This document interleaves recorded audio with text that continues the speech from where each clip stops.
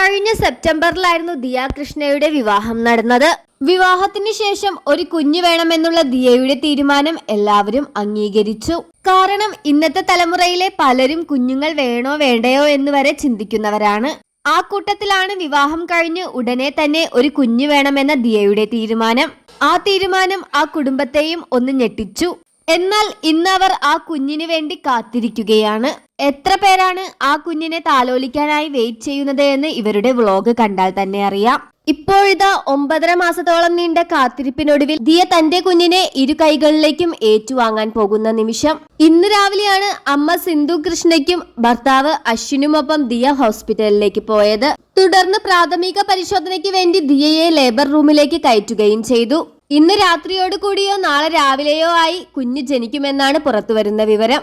പൂർണ്ണ ഗർഭിണിയായിരിക്കെ നിരവധി സംഘർഷണത്തിലൂടെയാണ് ദിയ കൃഷ്ണ കടന്നുപോയത്. അങ്ങനെ തന്റെ ആദ്യത്തെ കൺമണിയെ വരവേൽക്കാനായി ദിയ തയ്യാറെടുത്ത് കഴിഞ്ഞിരിക്കുന്നു. പ്രസവത്തിനായി ദിയയെ ആശുപത്രിയിൽ എത്തിച്ചിരിക്കുകയാണ്. ദിയയുടെ കടയുമായി ബന്ധപ്പെട്ട പ്രശ്നത്തിൽ ആ 3 പെൺകുട്ടികൾ 68 ലക്ഷം രൂപയോളം മോഷ്ടിച്ചു എന്നും ആ 3 പേർക്കും മുൻകൂർ ജാമ്യം നിഷേധിച്ചുകൊണ്ടുള്ള കോടതി വിധി പുറത്തു വന്നതിന് പിന്നാലെയാണ് ദിയ കൃഷ്ണ ആശുപത്രിയിലാണെന്ന വാർത്തയും കൃഷ്ണകുമാർ വെളിപ്പെടുത്തിയത്.